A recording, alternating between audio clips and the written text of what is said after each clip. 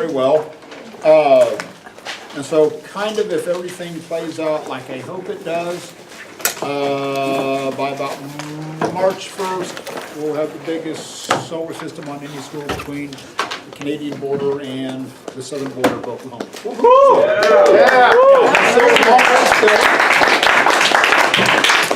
but it's the most optimistic I've felt since I started this thing November 15th of last year. So there's hope. Let's put it that way. It's crazy how in a year, Less than a year. less than a year, Less much than a can year. change. Yeah.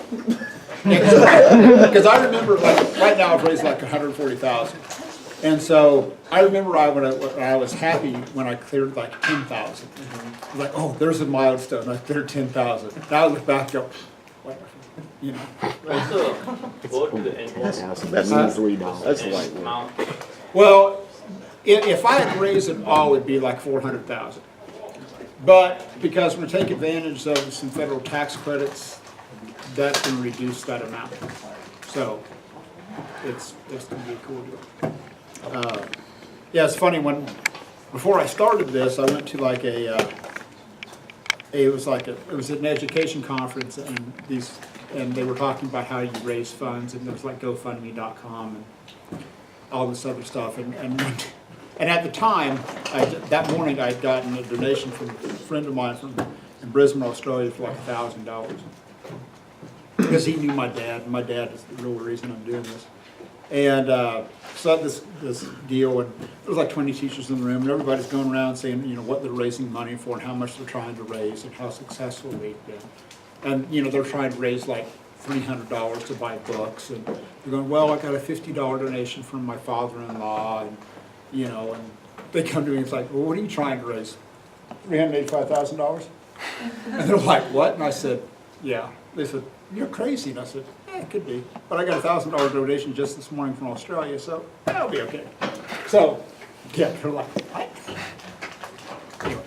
Okay, so that's kind of cool. All right, so let's chit-chat about the lab and what's happening. So, hold on. Let me go get the matching disc.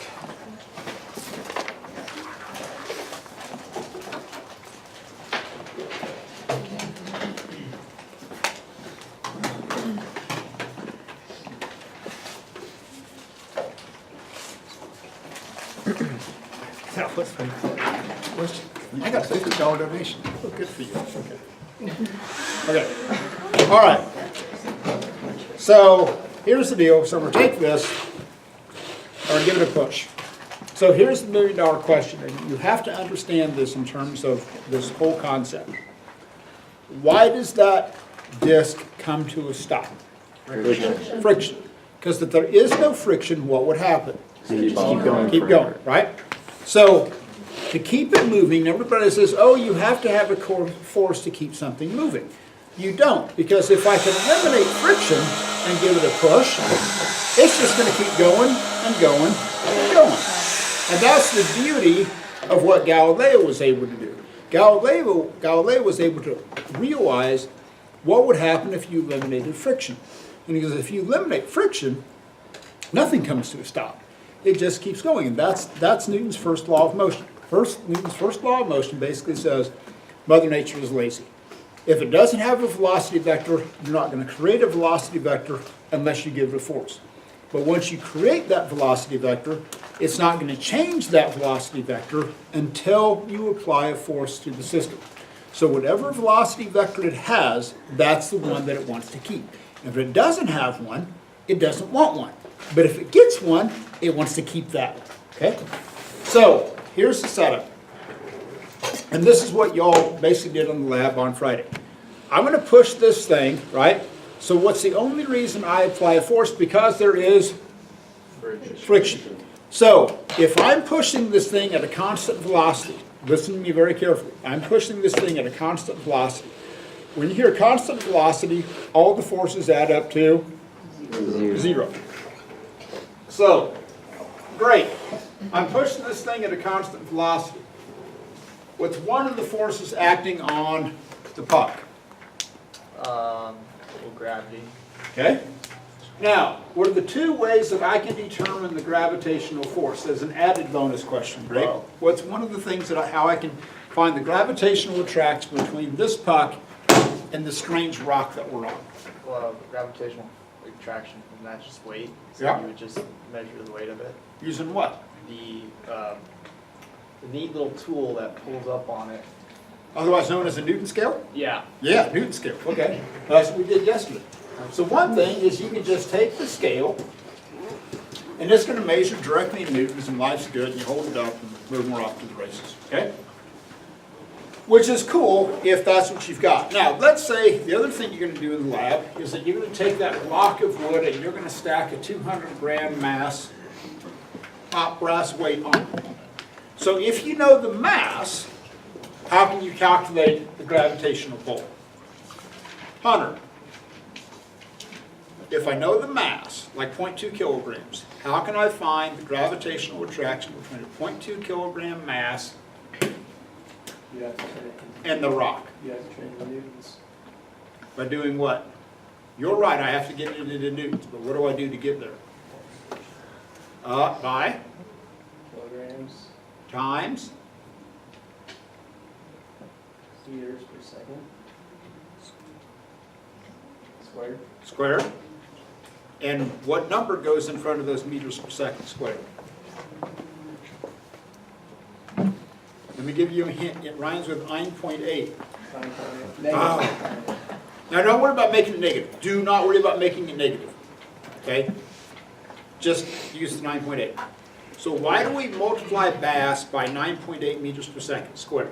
Because that's newtons. That's newtons. No. But why 9.8? That's gravitational. That's the acceleration. Caused by Gravity. our gravitational field that we're in, okay?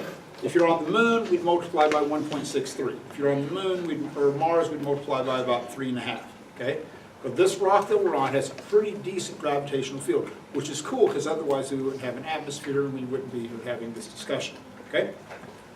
So, the other option is you use mg, okay? So like, what you're going to do in the lab, you're going to take your block of wood, you're going to find the weight using the scale. Then you can find the additional weight of the 0.2 kilograms, multiply that by 9.8, get that number. Now, everybody gets hung up, oh, I'm going to use negative 9.8. No.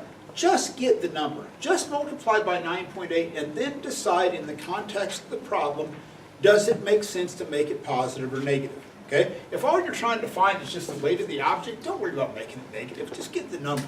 Okay? Just get the number. Now, if you're going to draw it out like a vector diagram like this, yeah, then make it negative because that's the direction of that force. So this is one of the forces. I got this one. But brittle, what's another force? The force of the table. Otherwise known as Normal. force normal. Okay? Now remember, technically your normal force equals Fg cosine theta. But until I tell you differently, we're on a flat surface. So the cosine of 0 degrees is 1. So we don't have to worry about that until later. We will. Okay? We're just not going to worry about it for now. So if my normal force, let's say this weighs, I don't know, 2.80 newtons, okay, whatever it is, right? Then, if I'm going to make that negative, that means my normal force would be a positive 2.80 newtons. Okay, got that done? Life's good? So that's two of them. What's the other two? You got the one pushing from the left and pushing from the right. Okay, so let's say that that's going this way. So I'm pushing the disc this direction. So let's say that we'll call that force applied. And let's say that has a value of 1 newton. Now, how am I going to measure that? Don't make this difficult. If it's moving or not. If it's moving. Yeah. I'm moving at a constant velocity. How do I get this number? Skip. You drag it. Logan, is this international sign for using Newton scale and drag it? Yes. Exactly. So what Logan did was, okay, which anywhere in the world means, oh, you take a Newton scale and you hook it up and you measure how much force it takes to pull it at a constant velocity. Okay? It's true, no matter where you go in the world. How do you measure force? Oh, okay, yeah. Even in Russia, good, you use them. Okay, anyway. So, now, if you're at a constant velocity, what's the frictional force acting against you? Negative. And what's the value of that, Jones? Negative what? Negative 1 Newton. Because at this point, what does everything add up to? 0. 0. This is one of the diagrams you're going to draw on the lab. I'm going to ask you to draw a free body diagram. This is what it's going to look like. Only you're going to use a ruler, you're going to use a scale, and you're going to tell me, oh, 1 centimeter or 1 Newton equals 2 centimeters, something like that. If I don't see the scale, your diagram means nothing. Okay? It has no meaning. If you don't label the vectors, it has no meaning. Okay? Now, I don't want to see how many centimeters it is. I just want to need to see the scale and the numeric values and the labels of the forces. So when I say draw a free body diagram, that's what this is going to look like. The next thing I'm going to ask you to do is I'm going to ask you to draw this tip to tail. I always start with my gravitational force. So I'm going to come down here and go, okay, hey, here's my FG, here's my FAP, here's my FN, and then I've got my opposing force. In this case, my opposing force is the friction mafia, which is trying to keep us in place. Okay? Now, if you draw this tip to tail and you end up back at the origin, what do you know about the velocity? It's constant. It's constant. It doesn't mean that it's at rest. It does not mean that it's at rest. It just means that all of the forces are balanced out. Okay? It might be at rest, but it also might be moving at a constant velocity. Okay. So we got this section. Okay, again, this is what the second diagram is going to look like. You got this one, this is going to be the second one. You're going to end up back at the origin. Now, let's say I'm pushing this thing along, and I stop pushing it. As soon as I stop pushing it, what does it begin to do? Slow down. Accelerate. So as soon as you see something accelerate, and this falls under this Jedi Stoffel thing, if the hovercraft option is turned off and I push it, what does it begin to do? Slow down. But if the hovercraft option is on and I stop pushing it, what does the velocity do? Stay the same. Does it speed up after it leaves my hand? Mary, do you think this thing will speed up after it leaves my hand? No, Why not? because the velocity is constant. Why? Because there's no friction. Beautiful. And all the forces are balanced out at this point, right? So the Jedi Stoffel, stop the force and watch. So if I stop pushing it in this situation, it slows down. I stop pushing it when the hovercraft is on, it maintains a constant velocity. So here's the deal. Let's say that I push this hovercraft, and it's not hovering, it's just a craft, and let's say that it's moving at 4 meters per second, and it's going to come to a stop, okay, 0 meters per second.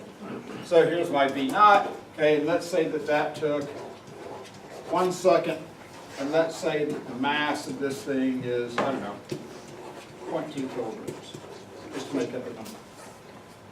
So here's the question. My V naught is 4 meters per second. It's going to come to a stop, okay? And that's what happens. I give it a push, I stop, it comes to rest, right? So this is the situation. So here's the question.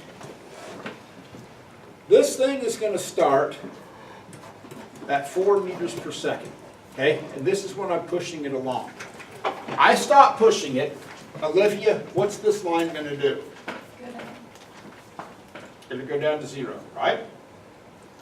And that's going to take 1 second. So here's the story. Okay, and this is a very, very important concept. If you draw a horizontal line on a velocity time graph, does that mean that there aren't any forces acting on the object? No. Ethan, you shake your head emphatically no. Why? Because all the forces must be balancing out. Yeah. Okay? So this could be caused by the sum of the forces. That's a horrible sigma. My God, that's the worst sigma I've ever drawn in my entire life. the sum of the forces just add up to equal to 0. That's one option. You're on Earth. This is probably the situation that you're going to run into most often. But there's another unique situation. If you're in deep, deep, deep, deep, deep space, and when I talk, if I want you to understand that it's in deep space, I will tell you, you are in deep space where the effects of gravitational fields can be neglected. So, if I'm in deep, deep, deep space, and I give this thing a throw, what's it going to do? Keep going. It's going to keep going. So there's two situations where something can maintain a constant velocity. Situation number one, there's friction, I keep pushing it. Okay? I apply a force. Situation number two is there just aren't any forces to cause an acceleration. So if there's no forces to cause an acceleration, guess what? It's not going to change because Mother Nature is lazy. So this can either happen because there are no forces, or the sum adds equal to 0. That's the only way you can have a horizontal line on a velocity time graph. Either there's no force, or all of the forces add up to equal to 0. Now, Olivia says this thing's going to slope down to 0. So here's the deal. As soon as your velocity time graph has a slope, what do your forces not add up to?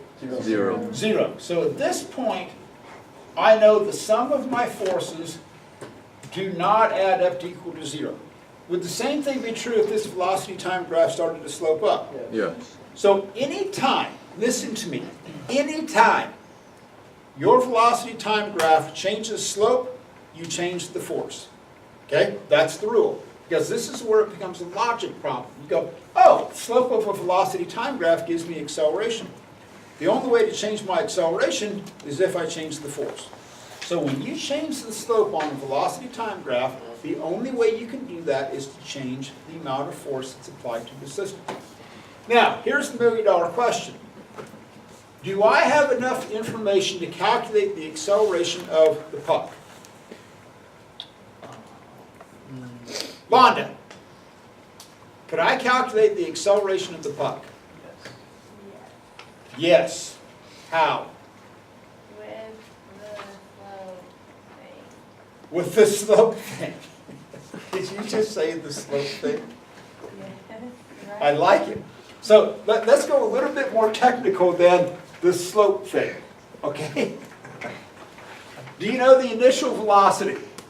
Yes, Do you know the final velocity? yes, Do you know the time? yes. So what equation relates initial velocity, final velocity, and time and acceleration? The first one. The first one. Okay?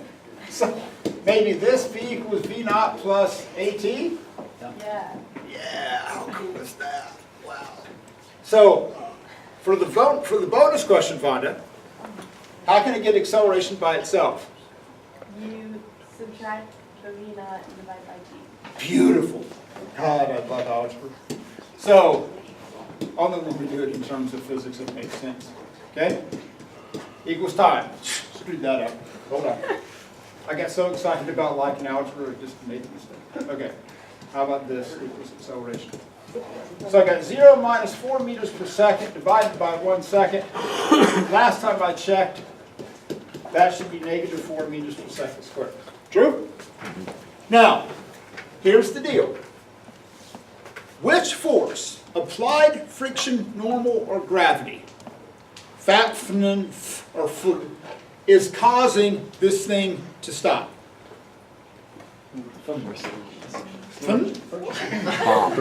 Seriously, come on. Force friction. Force friction, right? Because what's gravity trying to do? Pull it down. Pull it down. It's trying to push it up. There's no applied force because we stopped pushing, so it's the only thing left. Friction. Friction. So which direction is friction going to act? Opposite. Opposite direction of motion. Oh, that's kind of cool. Now, do you think force friction, think very carefully before you answer this, do you think force friction might equal mass times acceleration? Maybe. Maybe. You said, Yes. I'm just saying. it might, because I feel like I remember you saying friction is a it changes with mass. So with mass in the equation and acceleration in the equation, yes. Solid. Are Yeah. you solid on that answer? Well, we're gonna prove me wrong here, but yeah. No, you should be solid. Look, do you know the mass? Yeah. Can we just find the acceleration? Yes. So if I multiply them together, what do you think I'm going to get? Force. A chicken? No. Chicken equals mass times acceleration. No. Yeah, big chicken. McChicken. There you go. Benny? Yeah, I'm like Newton chicken. I love it. Okay. Wait, so was that right? I've never had Yes, you were right. Spot on. Sorry, okay. You suck, Max. I suck. So look, so force friction, any force, can be written as mass times acceleration. Guess what? How do you calculate gravitational force? Well, that's mass times the gravitational acceleration, right? Oh, that's kind of cool. You strap a rocket onto the cart. Guess what? The force from the engine would equal mass times the acceleration caused by the engine. You all use this every time you press down on your gas pedal or your brake. Okay? You all use this equation every time that you drive. Right? You do. Okay. So we got the mass, 0.2 kilograms. Right? I know my acceleration, which we just found to be -4 meters per second squared. So in this situation, I'm going to take 0.2 kilograms times -4 meters per second squared. And I'm going to get negative 0.8 newtons. Cool with this. Nothing radical, right? 0.8 newtons. But FF is friction. Huh? FF is Force friction. Force friction.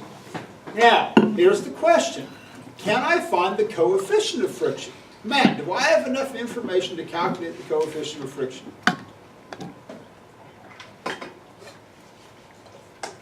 Yes. You sure? You should be sure. Why? Oh, he's the teacher now. I got no problem with that. Well, Mr. Matt, let me explain why I think you're right, if I may. Or I'll be Matt. Okay. Okay. Okay. Because Matt's sitting there going, Well, Mr. Burkamp, U is force friction over force normal. Right? Mr. Burkamp? Yes. Okay. And we Beautiful. just said that force friction was mass times acceleration, which we found to be 0.80 newtons. Now, Mr. Burkamp, don't worry about the negative sign because this is an absolute value. Okay? Don't have to worry about that. So technically this is negative, but I'm not going to worry about it. Now, Mr. Burkamp, I forgot what force normal also equals. What do I got? What else does force normal also equal?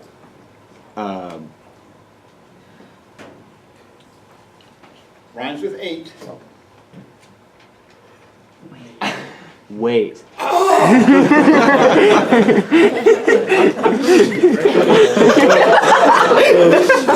Rhymes with 8. Late? Okay. There's a lot of things that rhyme with 8. I I'm know sorry. that. Well, well played. So, weight is the same as mg, right? So, this is 0.2 kilograms times g, which gets me 1.96 newtons, right? So if I take 0.8, so take a calculator, Nick, take 0.8 divided by 1.96. So what's G? Beat 0.41. Ooh. Wait, 3 sig figs? No, 2 sig Okay. that's all I got. Okay. 0.41? Yeah. Okay, so here's what I want you to understand. Yes? G? 9.8 meters per second squared. Yeah, just the same G that we've been doing. Okay? Now, the reason I didn't worry about making these negative because this is a scalar quantity. It doesn't even have units. Okay? For the love of physics, it doesn't even have units. So it doesn't make any sense to make this negative. Okay? Because it just doesn't make any sense. This is just a number. It's not even does nothing. Okay? Don't ever make this negative. So there's three things you need to remember about mu. It's never negative. 99.9% of the time it's going to be less than 1. If you ever get a mu of like 2, 3, or 4, something has gone horribly wrong. And don't put any units on the end of it because it's newtons divided by newtons. Okay? So no units, never negative. 99.9% of the time it's going to be less than 1. Okay. So that's the story. Now, we're going to change it up a little bit. So we're going to go to the exact same hockey puck. And it's still going to be moving at 4 meters per second. And it's still going to come to a rest. Right over here where D is going to equal 0. But now I put some oil down on the table. It's still going to come to a stop, okay? But I put a thin coat of oil. There's still some friction, just not very much. So if you look on a velocity time graph, you're starting here at 4 meters per second. And let's say this was the original line, okay? So there was 1 second. I put some oil down here. What's going to happen to this line? It's going to shallow. Going to be more shallow, right? So it's going to take a lot longer to come to a stop. Will you also travel a greater distance? Yes. Bree, will I travel a greater distance when I come to a stop? Yes. How can you tell just by looking at this graph? Because it's a longer time. And there's also a bigger, Displacement. yeah, because there's a bigger, starts with letter A, rhymes with Rio. Area. Area, okay? There's bigger area, right? Oh, right, it's going to travel farther. Much bigger area on a velocity time graph. So, let's say that this took 4 seconds, right? Took 4 seconds. So, Logan, what's my acceleration if it takes me 4 seconds to go from 4 to 0 in 4 seconds? What's my acceleration now?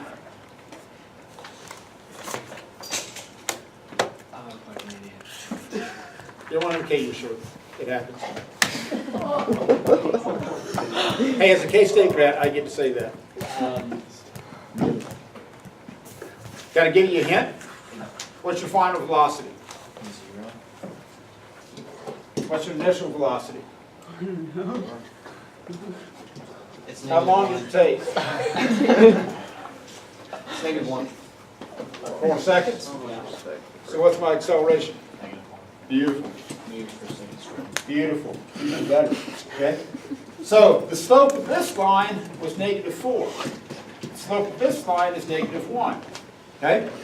It's going to take a longer time. Bree said it's going to travel a greater distance. This is why when we have an ice storm, this is why if there's ice and you have a lower frictional force, you want to always leave more space between you and the person in front of you because your velocity time graph is going to flatten out.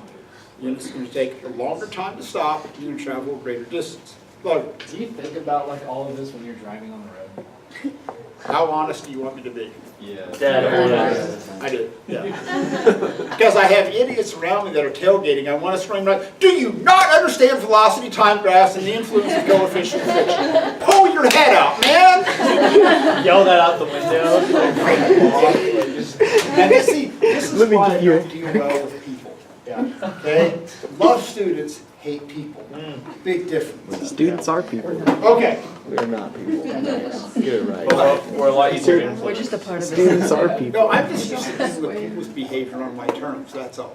And if I go to a bar, I can't do that or I'll get beat up. It's just, Berg, you that's can back you up. I think I can back you up. Me and Sean. yeah, there you go.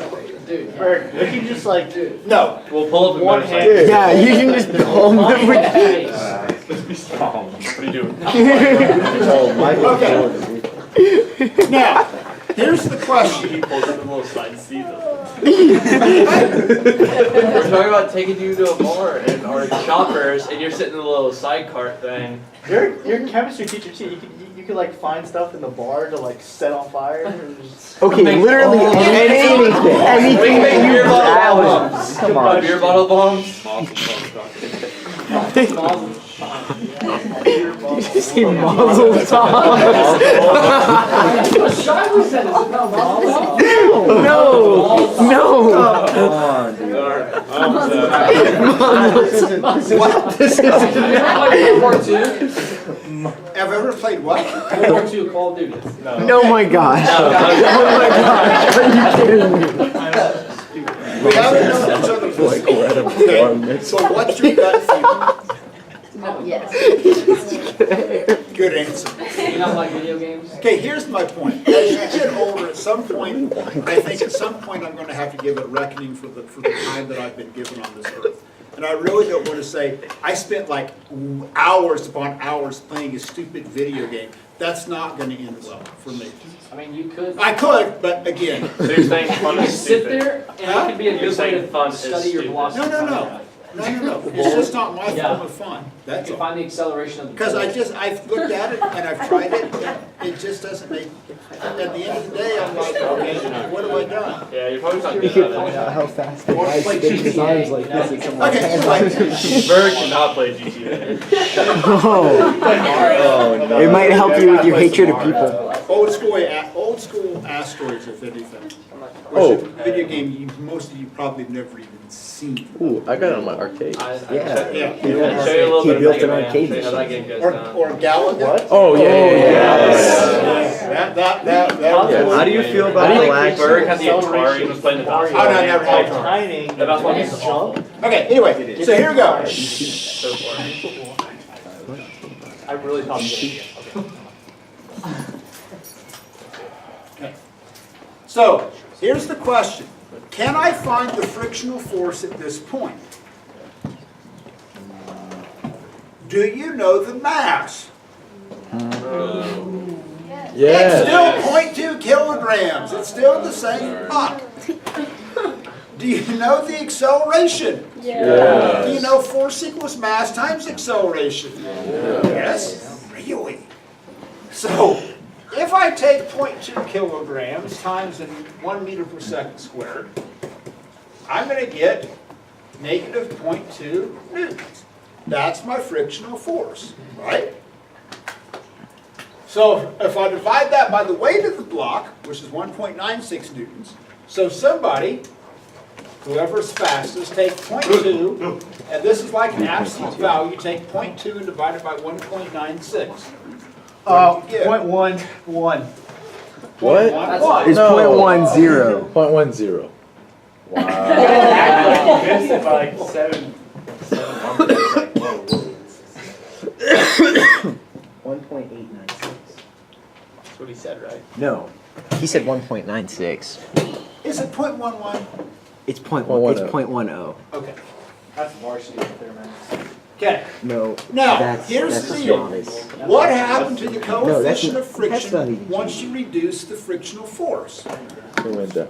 It would become smaller. So this is why, in the wintertime, if there's a snowstorm or ice storm, this is why we don't have school, is because of the slopes of velocity time graphs. So physicists always go, it's not a snow day, it's a low mu day. You have a low coefficient of friction, you can't speed up, you can't slow down, and it turns into like a skating rink for cars.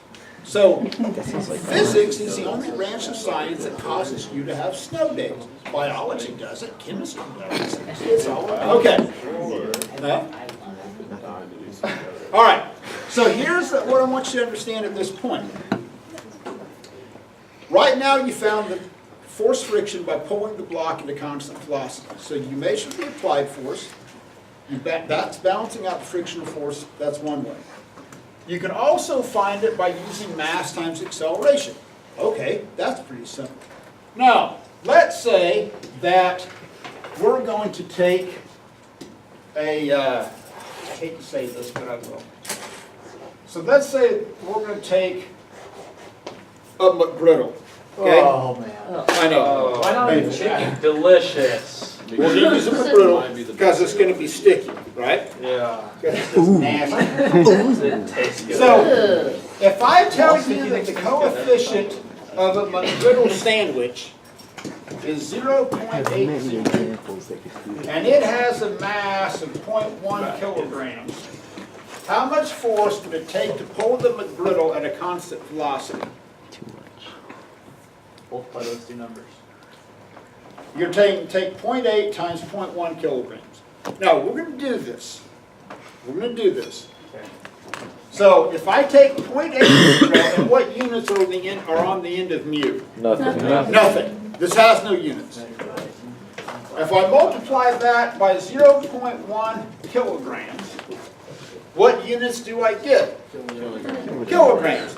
Is force measured in kilograms? No. Oh, bad.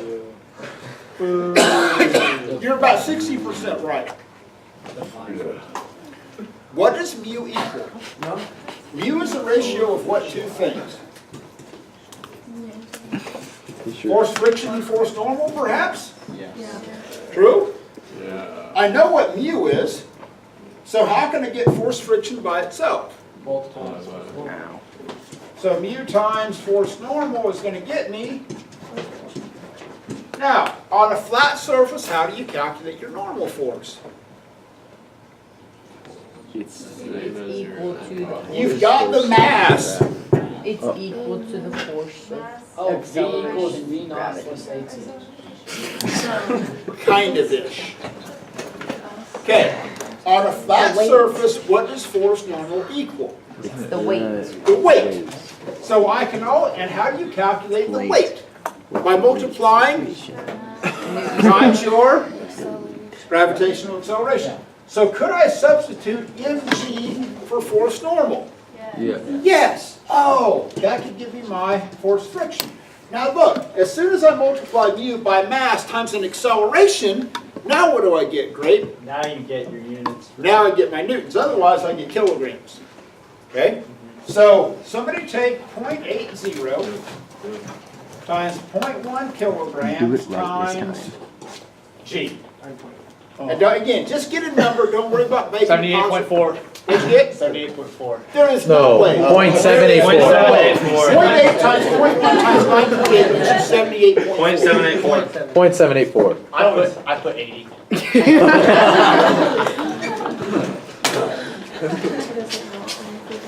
Decimal places, they're really not that important. Sloan said he wins the race. Okay, so here's the deal. So this is how this would play out. If I said how much force does it take to pull the griddle, you'd say it's 0.784 newtons. Now if I said how much frictional force has to be overcome, then you would make that negative 0.784 newtons because it's going to be going in the opposite direction of motion.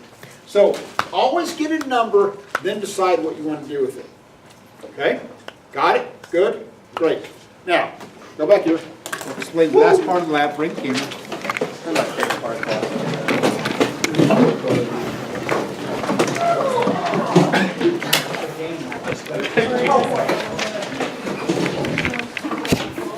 Did you notice? Walk, dude. What? Walk. That would be pretty hilarious. Oh, I should probably have my lab.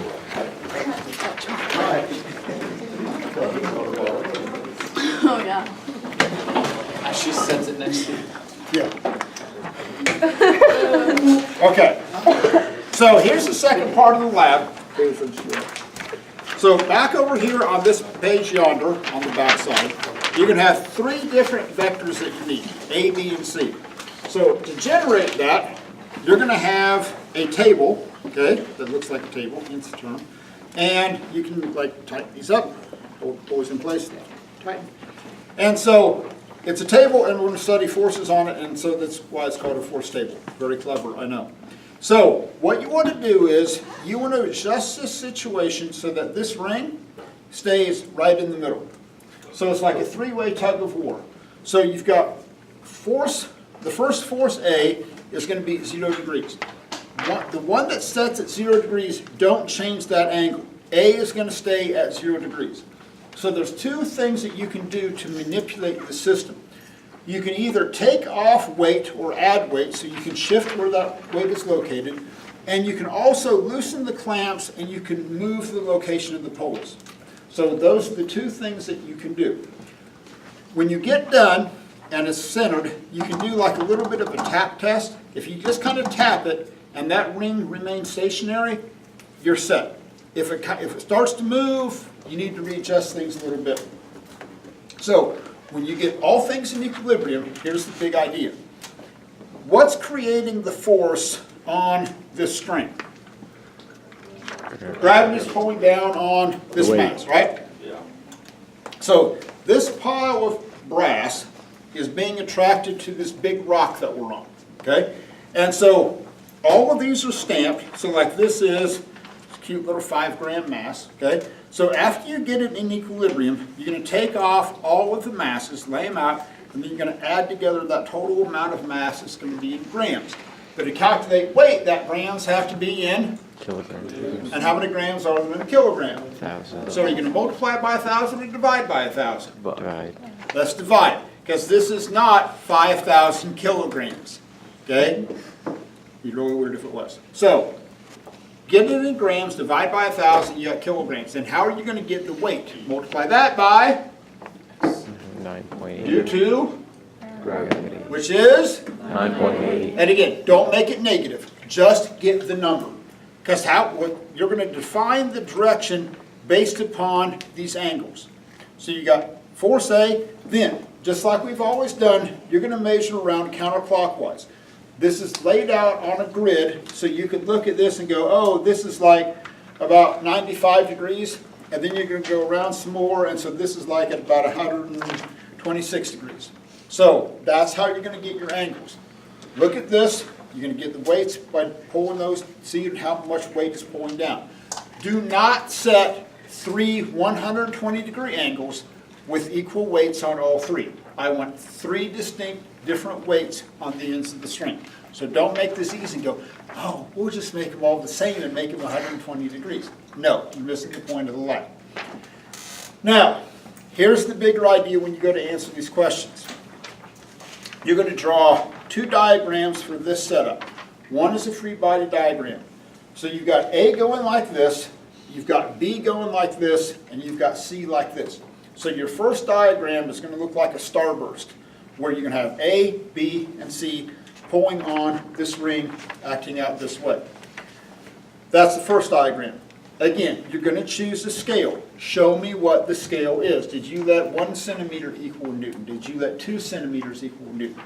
I have to see that scale or your diagram has no meaning at all.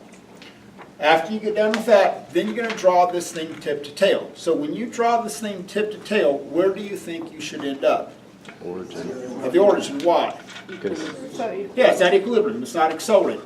So if you think about it, here's vector A. Vector A is pulling this way, B is this way, C is this way. If I take vector B, and then I add vector C to it, which is going to come back like this. So if you notice, here's the cool thing. So the resultant of B and C is pointing this way. Okay? B's going this way, C's pulling this way. Bring that here, point. So what that means is that A is balancing out the effect of the other two.